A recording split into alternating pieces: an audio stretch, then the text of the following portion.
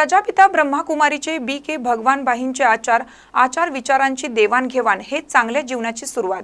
Prajapita ब्रह्माकुमारीचे BK. भगवानबाई यांनी प्रजापिता विचारांना लहानपणापासून वाहून घेतला आहे। त्यांनी गेल्या 40 वर्षापासून ब्रह्माकुमारीचे विचार भारत, नेपाळ या ठिकाणी पोहोचवत आहेत। ते शिरोळ येथील प्रजापिता ब्रह्माकुमारी निवासस्थानी आले असता त्यांनी आपल्या विचारांची मालिका प्रकट मुलाखतीद्वारे दिली। पाहूया ते काय म्हणतात। प्रजापिता ब्रह्माकुमारी विश्वविद्यालयाचे बी.के. भाई भगवान यांच्या कार्याविषयी थोडक्यात आपण जाणून घेणार आहे। तरी आता त्यांना आम्ही काही प्रश्न विचारणार आहे। तुमचा जीवन परिचय काय आहे? तुम्हाला हे ब्रह्माकुमारीचं ज्ञान कुठं आणि केव्हा मिळाले? तसं मी ब्रह्माकुमार भगवानबाई प्रजापिता ब्रह्माकुमारी ईश्वरी विश्वविद्यालय माउंट आबू राजस्थान मध्ये राहतो। तसं मी सांगली जिल्ह्यातील आटपाडी तालुका आणि आटपाडी तालुक्यामध्ये तळेवाडी म्हणून एक गाव आहे, तिथं धनगर समाजामध्ये माझा जन्म झाला। मी वयाच्या 11 वर्षापर्यंत शाळेमध्ये गेलो नव्हतो, कारण आई वडील शाळा शिकलेली नव्हती। तो 11 वर्षानंतर माझ्या शेतीतून एक रोज मुलगा जात होता, तर मला वाटलं की मला काही ना काही करायचं आहे नवीन। तर मी शाळेला ज्यावेळेस सुरुवात केली, तो एक मंदिरामध्ये शाळेला चालत होती।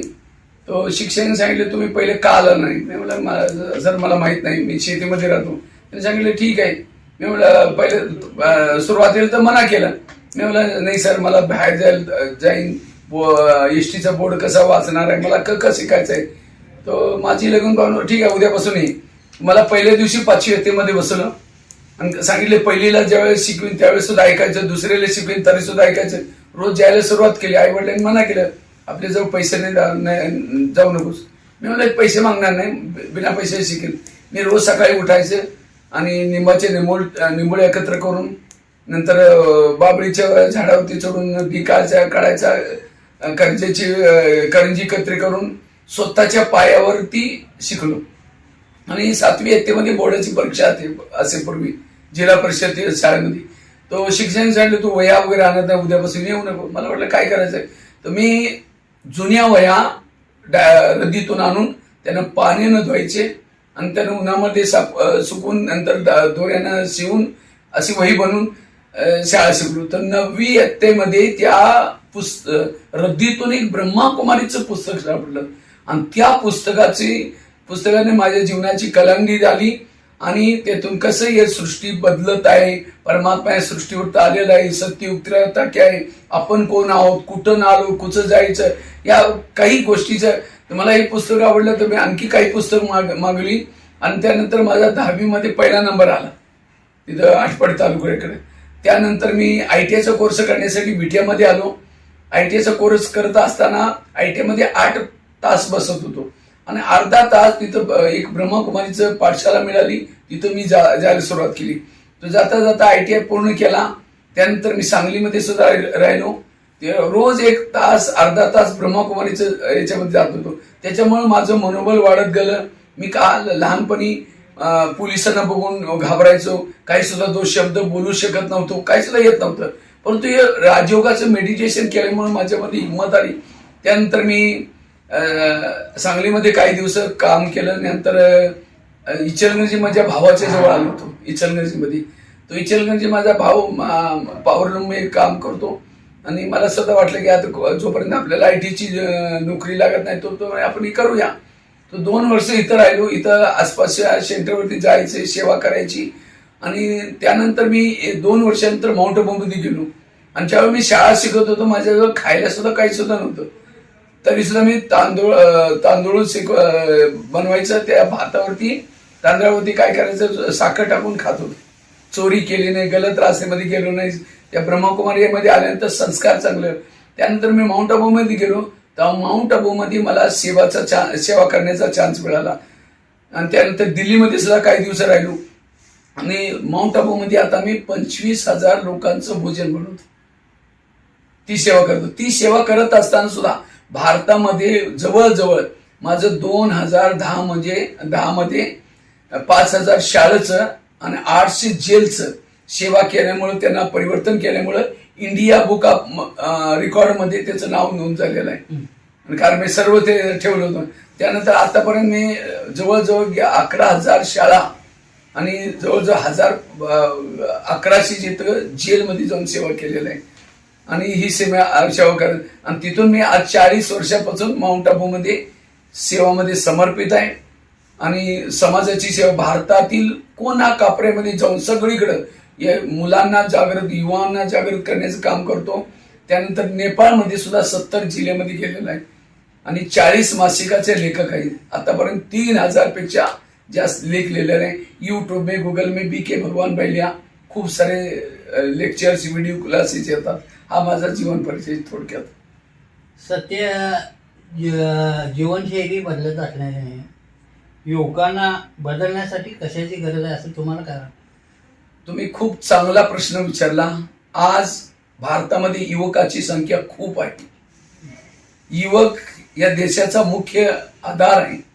परंतु आज युवकामध्ये पाश्चात्य संस्कृती घुसत आहे. और पाश्चात्य संस्कृतीमुळे युवक एक त्याला दिमक लागलेले आहे, किडा लागलेला आहे. त्यामुळे युवकामध्ये ना शारीरिक बल उरलेलं आहे ना मानसिक बल. काही युवक आज नशा करतात, तणाव में येतात, टेन्शन येतात. याच्यामुळे युवकांना सुधारणं खूप गरजेचं आहे. कारण आजचा युवक उद्याचा समाज आहे. जर काय आपल्याला उद्याचा समाज चांगला बनवायचा असेल तर आजच्या युवकांना नैतिक शिक्षण देणं खूप काळाची गरज आहे. आज सहन करणं, कारण आता शिक्षण जर दिलं जातं फक्त कशासाठी दिलं जातं? पोट भरण्यासाठी शिक्षण दिलं जातं. कारण फक्त त्याच्यामध्ये कसं वाचायचं, पुस्तक वाचायची आणि पास व्हायचं एवढं शिकवलं जातं. संस्कार नावाची कोणी सुद्धा गोष्ट शिकवली जात नाही. त्यामुळे संस्कार देणं युवकांना खूप गरजेचं आहे. कारण आता सुसाईड केसेस वाढत आहे, मर्डर केसेस वाढत आहे. मी वंडरफुल काय पाहतो, जेलमध्ये युवकांची संख्या सर्वात जास्त. कारण आजच्या मोबाईलमुळे याच्यासाठी नैतिक मी कधी कधी शाळेमध्ये जातो. कारण आपण चांगलं स्कूल, शाळा, कॉलेज कोणाला म्हटलं जातो? ज्यांची टाई चांगली आहे, ज्यांची फी जादा आहे, ज्यांची बाहेरून बिल्डिंग चांगली आहे, ज्यांची बसे चांगली आहे, ज्याची फी जादा आहे, ज्याची मार्क जादा लागतात, त्यांना म्हणतो आपण चांगलं शाळाचं कॉलेज. चांगलं शाळा कॉलेज ते आहे जिथं संस्कार दिले जातात. संस्कार नावाचे याच्यासाठी आज फक्त मुलांचे IQ डेव्हलप करतात, म्हणून हुशार करतात. लोकांचं शाळा काल सुद्धा खरं मी तुम्हाला सांगतो एक व्यापार बनत चाललाय. चांगली IQ वाढवायची, हुशार करायचं आणि पुढच्या परीक्षेनंतर त्याचं ऍडव्हर्टाईज बोर्ड लावायचं. सगळे मुलं तुमच्या माझ्याकडे या. परंतु ते मुलं संस्कारित किती बनतात कुणाकडे सुद्धा लक्ष नाही आहे. याच्यासाठी संस्कार देणं ही काळाची गरज आहे, खूप गरज आहे. याच्यासाठी मी कधी कधी ज्यावेळेस शाळेमध्ये जातो त्यावेळी शिक्षक आपल्या शाळेची खूप महिमा करतात. आमची शाळा अशी आहे, आमचा स्टाफ खूप चांगला आहे, इतका रिझल्ट लागतो. परंतु ज्यावेळी मी एज्युकेशन काय आहे, शिक्षण काय त्याची व्याख्या जेव्हा सांगतो तेव्हा सगळे म्हणतात आम्ही काय सुद्धा देत नाही. एज्युकेशन म्हटलं फक्त पुस्तक वाचन नाही. एज्युकेशनचा पहिला शब्द आता ई म्हणजे एम्पॉवर्ड बनाना, सशक्त बनाना. जे नाही पाहायचं, जो नाही खायचं त्यांना एम्पॉवर्ड. दुसरा शब्द आहे डी फॉर डिसिप्लिन, अनुशासन, बोलण्याचं, ऐकण्याचं अनुशासन, एका इंद्रियामध्ये अनुशासन. त्याच्यानंतर यू फॉर अंडरस्टँडिंग, समज, चांगलं काय वाईट काय. डिग्री घेतलेली हातामध्ये आणि दुसऱ्या हातामध्ये सिगरेट पितो, त्याला डिसिप्लिन नाही आहे, त्याचे अंडरस्टँडिंग, समज नाही आहे. C for character. आता काही तर युवा मुलं काय करतात, आपले चरित्र विकून काय करतात, पैसे कमवतात ऑनलाईन मध्ये. कारण त्यांना शिक्षण तर दिलं, संस्कार नाही दिलेलं आहे. आणि त्या पैशातून काय घेतात, जुते कपडे चांगले करतात, याच्यामध्ये गाड्यामध्ये फिरतात, हॉटेलमध्ये खाना खातात. भूक राहावा, परंतु असं कधी सुद्धा संस्कार बिघडायचे नाही. याच्याला संस्कार बिघडत. त्यानंतर ये फॉर ॲटिट्यूड, दृष्टिकोन सगळ्यांचा निगेटिव्ह. माझं काय होणार आहे, मी पास होणार का, कसं काय होणार आहे, निगेटिव्ह. त्यानंतर टी फॉर. आता मी एका शाळेमध्ये गेलो होतो, मुलाने विचारलं की याच्यामध्ये तुम्हाला राग कोणाला येतो. 80-90% लोक मुलं हात वरतात, मला राग येतो. सगळं धडक वाचलंय परंतु रागाला सोडलं नाही. मी जेलमध्ये जातो, जेलमध्ये एक बोर्ड लिहिलेला असतो प्रत्येक जेलमध्ये लगभग, की जेलमध्ये जो बंदी आहे काम विकारची किती आहेत, क्रोध करून किती आलेले आहेत, लोभ लालच चोरी चकाऱ्याची किती आहेत, निर्दोष किती, 70% कैदी होतात क्रोधावर. आणि क्रोधामुळं तणाव होतो, ताण. याच्यासाठी पहिल्या जमान्यामध्ये आपण काय करत होतो, ज्यावेळी मुलगा एखादा लेट होतं, उशीर येतं, आगाऊपणा करतं, शिक्षक त्याच्या हातावरती छाडी मारत होते. कारण आपल्या हातावरती सर्व ऑक्युपेशनचे पॉइंट असतात. छाडी लागल्यानंतर ते पॉइंट दबले जातात आणि त्याच्यामुळे बुद्धी उघडली जाते. त्यावेळेस पुन्हा ते मुलगा चुकी नाही करत. परंतु आता जर छाडी मारली तर मुलगा काय म्हणतात, सर बाहेर दाखवून तुम्हाला, कारण सहनशक्ती नाही. याच्यासाठी सहन करणं हे मूल्य शिकवणं ही गरजच आहे. याच्यासाठी युवकांना नैतिक शिक्षण देणं गरजेचं आहे. अच्छा, आई वडिलांना कधी आम्ही म्हणतो मुलांना नैतिक शिक्षण द्या ना, ते काय म्हणतात, आम्ही खूप फी भरतो. नैतिक शिक्षण देण्याचं काम आहे शिक्षकांचं. शिक्षकांना आम्ही विचारतो, तुम्ही थोडं नैतिक शिक्षण, आमचं काम आहे पोर्शन पूर्ण करायचं, नैतिक शिक्षण देण्याचं काम आहे त्यांचं, आई वडिलांचं. तो इकडं बोट दाखवतो, तो तिकडं मुलं बिघडतात. आज आई वडील स्वतः दारू पितो, वडील, मुलगा काय शिकणार आहे, आई फॅशन करते, मुलगी काय शिकणार आहे. आज शिवाजी महाराज जन्माला आला महाराष्ट्रामध्ये का, त्याची आई जिजामाता 9 महिने गर्भामध्ये असताना ते बाळ, तिने काय केलं, दांडपटा चालवलं, ग्रंथ वाचलं, हे केलं, त्यामुळे ते संस्कार घडलं. एका शिवाजीने आपलं हिंदू राज्य वाचवलं. जर काय तो नसता तर आज आपण इथं सुखी नसतो. ते एक व्यक्तीला, तो आजच्या आई काय करतात, मुलगाच्या पोटामध्ये असतं, युट्यूब पाहतात, फेसबुक पाहतात, सगळं इलेक्ट्रॉनिक्स जे पाहतात, तेव्हा मुलगा जन्म येतात सगळं शिकून येतात. आजकाल आई वडील मुलाच्या मोबाईल बघण्यामुळे दुखी आहे. मला काही विचारतात, माझा मुलगा मोबाईल बिना राहत नाही, परंतु मी म्हटलं तुम्ही गुरु कोणी आहे, तुम्हीच आहे. याच्यासाठी मुलांना जन्म देणं हे नाही, लेकिन त्यांचे संस्कार बनवणं हे सुद्धा त्यांचं कर्तव्य आहे. याच्यासाठी संस्कार द्यायचं आई वडिलाचं, शिक्षकाचं सुद्धा काम आहे. आता काही काही शिक्षिका असे येतात जसे कोणी फॅशन शो होणार आहे, त्याच्यामध्ये फॅशन करून असं मुलं आचरणातून शिकतात. आज शिक्षकामध्ये सुद्धा आचरण गरजेचं आहे. शिक्षकांना आपण पहिले काय म्हणतो, आचार्य म्हणजे आचरण में लाने वाला. शिक्षक तो आहे जो नशा करत नाही, कधी सुद्धा गलत वास्तू देखत नाही. त्यांचे संस्कार, कारण शिक्षक मूर्तिकार आहे, मुलं तिची मूर्ती आहे, बिघडत नाही. आणि त्या शिक्षकामध्ये काय नाही, मूर्तिकारामध्ये काय नाही, काय प्रॉब्लेम. शिक्षकांना सुद्धा योग्य असावं, जी मुलांच्या चांगलं नाही ते आपण करू नये.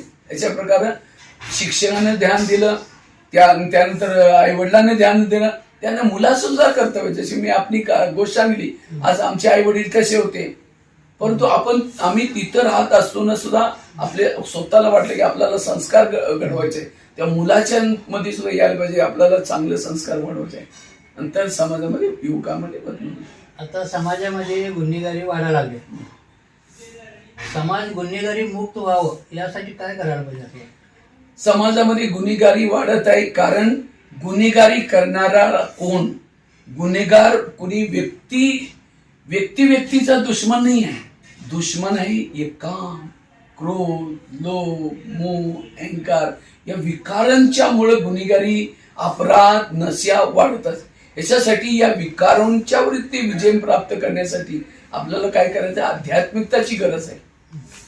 जोपर्यंत आपण आध्यात्मिकता जीवनामध्ये वापरत नाही तोपर्यंत आपल्यामध्ये चांगली आदते, गुन्हेगारी आज ते दुसऱ्यामध्ये क्रोध आला, आपल्यामध्ये क्रोध जागृत झाला, दोन्ही क्रोधरूपी भूत भांडण करतील, हड्डीगुडी आपली तुटणार नाही. याच्यासाठी सहनशीलता, धैर्यता, सत्यता ही गुणांची गरज आहे. ज्यावेळी आपल्यामध्ये गुण असतील त्यावेळेस आपण अपराध वाढण्याचं कारण आहे गलत संगत, कुसंग ज्याला म्हटलं जातं, सिनेमा, टीव्ही. आज आपण आता काय 2-4 दिवसापूर्वी 15 ऑगस्ट साजरा केला. 15 ऑगस्ट काय आठवणीमध्ये, 15 ऑगस्ट मध्ये झेंडा पेरवण्यामुळं, गीत गाण्यामुळं काय वरती जो आम्हाला पूर्वज खुश होणार नाहीत, कारण त्यांनी आपल्या प्राणाची बलिदान करून हा स्वतंत्र केलेलं आहे. येणाऱ्या पिढीला कुणी इंग्रज तंग करू नये, ती सुखानं नांदू, त्याच्यासाठी त्यांनी तर आपल्या प्राणाची बलिदान करून वतन आपल्या हवाले दिलेलं. ते इंग्रज तो गेले, परंतु आता ते इंग्रज लोकांनी दुसरे इंग्रज पाठवलेत. कुठले? जे फॅशन, ये सिनेमा, टीव्ही, फेसबुक, व्हॉट्सअप. और आजचा युवक काय करत आहे, त्या इंग्रजाला आपल्याला आपल्या सोबत लावलं, त्याच्यामध्ये कानामध्ये टाकून त्याच्याशिवाय राहतच नाही. जो दुश्मनाला जो देश हे करतात त्याला काय म्हणतात. याच्यासाठी आपल्याला जेणेकरून आपल्यामध्ये क्रोध उत्पन्न होऊ नये, ज्यामध्ये आपल्यानंतर काम विकार उत्पन्न होऊ नये, अशा गोष्टीपासून आपल्याला दूर राहायचं आहे. आपली पूर्वज जी भारतीय संस्कृती होती, त्या भारतीय संस्कृतीला आपल्याला वळायचं आहे तिकडं. नंतर आपल्या हळूहळू गुन्हेगारी समाप्त होईल, आपण एक चांगलं संस्कारवाले बनू शकतो. ब्रह्मकुमारी संस्थेचा उद्देश काय आहे आणि तिथे काय शिकवलं जातं? तुम्ही खूप चांगला प्रश्न विचारला. कारण ब्रह्मकुमारी संस्था परमात्माने गीतेमध्ये वचन दिलं होतं, ज्यावेळी धर्माची ग्लानी होईल मी त्यावेळी येईन. धर्मग्लानीचे लक्षण सांगितलं होतं गीतेमध्ये. अनाज पोळीमध्ये विकलं जाईल, केसांचा श्रृंगार होईल, गाय विष्ठा खाईल, हे सगळं लक्षण दाखवले. असं जेव्हा या दुनियामध्ये दिसायला लागलं तेव्हा मी इथं येणार. आणि हे ब्रह्मकुमारी विद्यालय धर्मग्लानीचे समय स्वतः परमात्मानं सांगितलं. तसंच पाहिलं तर या प्रत्येकाच्या शरीरामध्ये आपण एक आत्मा आहोत. आत्मा दोन्ही भ्रुकुटीच्या मध्ये राहते. आत्मा आजार अमर अविनाशी आहे. और आम्हाला सर्वांचं घर कुठलं? हे आपलं घर नाही. इथं आपण या सृष्टीवरती रंगमंचावर आलेलं आहे. आपलं सर्वांचं घर या दुनियाच्या सुद्धा पलीकडं, चांद सूरज तारांच्या पलीकडे आहे. तर परमधाम शांती या सृष्टीवरती 9 लाख आत्मे आहेत. टोटल 950 करोड आत्मे आहेत. आणि त्याच्यामध्ये ज्यावेळेस सतयुगची सुरुवात होती, या सृष्टीवरती 4 युग असतात. सतयुग, त्रेता, द्वापर, कलियुग. जे आपण ह्याच्यामध्ये स्वस्तिगावच्या रूपामध्ये दाखवतो. जसा दिवस रात रिपीट होतो. महिना सुद्धा जानेवारी फरवरी डिसेंबर नंतर जानेवारी फरवरी. घंटा सुद्धा रिपीट. प्रत्येक गोष्टी रिपिटेशन होते. त्याचप्रमाणे या युगांची सुद्धा रिपिटेशन आहे. सतयुग, त्रेता, द्वापर, कलियुग. त्यानंतर तर परमात्मा या सृष्टीवरती जसे सतयुग म्हणजे असतं त्यावेळेस 9 लाख आत्म्यावरून येतात. त्यावेळेस वंडरफुल हे आहे की आपला फक्त भारत देशच असतो, बाकी कुठले सुद्धा देश नसतात. सतयुग मध्ये देवी देवताच्या रूपानं प्रत्येक नर नारी होते, मनुष्य होता. तिथं भौतिक विकास तो खूप चांगला, सोन्याचे महल होते सगळे. कारण ते तर राहणारे लोकांचे मध्ये संस्कार होतं. हळूहळू या युग वाढत आता त्रेतायुग होतं. त्रेतायुग मध्ये आणखी लोक वरून येतात. त्यानंतर द्वापारयुग येतं. द्वापारयुगामध्ये तेच आलेले आत्मा विकारांच्या वश होतात. काम, क्रोध, लोभ, मोह. त्यानंतर धर्मात्मा येतात. काही विज्ञान सांगण्याची, तरी सुद्धा विकार वाढत राहते. त्यानंतर कलियुग. कलियुगामध्ये तर आपण सर्व विसरून गेलो. आपण कुठं आलं, कुठं जायचं आहे का, आपल्या जीवनाचा उद्देश काय. आणि आत प्रत्येक माणूस काम, क्रोध, लोभ या विकारांचे वश झालेले आहे. त्यामुळे सोरत होतात. आता नरक बनलेला आहे. असे समय परमात्मा या सृष्टीवर 1937 मध्ये ब्रह्मकुमारीची स्थापना झालेली आहे. स्वतः निराकार परमात्माने केलेले आहे. आणि हे कार्य 2037 पर्यंत चालणार. 100 वर्षाचे ज्याला संगमी म्हटलं जातं. आणि ह्या विद्यालयामध्ये जे लोक येतात, हे मेडिटेशन शिकतात, राजयोग करतात, ती विकाराच्या वरती कंट्रोल येतं. त्याचं आपल्या इंद्रियावरती कंट्रोल येतं. आणि जर आपल्या इंद्रियावरती कंट्रोल आलं, विकारांच्या कंट्रोल आलं, तर आपण आता सुद्धा देव माणूस बनवू शकतो, एक चांगले संस्कारी बनवू शकतो. या विद्यालयाचे हे लक्ष आहे, नराला अशी करणी करायला शिकवायची जो नारायण बने, नारीला अशी करणी शिकवायची जो लक्ष्मी बने. ह्या विद्यालयाचे लक्ष आहे. आपली पूर्वीच जो पहिली जे संस्कार त्या संस्कारांना पुन्हा प्राप्त करण्यासाठी हे विद्यालय कार्य करत आहे. आणि ह्या विद्यालयामध्ये विभिन्न प्रकारचे विंग आहेत. 17-18 विंग आहेत. त्या विंग मध्ये प्रत्येक वर्गाला सुधारण्याचं काम ही संस्था करत आहे. याचं मुख्यालय माउंट आबू राजस्थानमध्ये. 140 देशामध्ये शाखा आहेत. आणि तिथं राजयोग शिकवला जातो. रोज जे भाई बहिणी या प्रत्येक जसे ह्या आपल्या शिरोळमध्ये सुद्धा याची शाखा आहे. इथं लोक येतात. अर्धा सकाळी 7 वाजता 7 ते 8 वाजता चालतं. त्याच्यापूर्वी अर्धा तास एक आपल्या घरामध्ये सकाळी उठून मेडिटेशन करतात. आणि हे केल्यामुळे आपले संस्कार बदलतात. लोकांना बदलणं, नशामुक्त, व्यसनमुक्त बनवणं आणि संस्कारित बनवणं ह्या ब्रह्मकुमारी विद्यालयाचं कार्य आहे. हे काय चांगले विचार आणि संदेश तुम्ही दिला महान कार्य न्यूजच्या माध्यमातून. जनतेपर्यंत हे पोचणार आहेत याबद्दल तुमचं आभार आहे.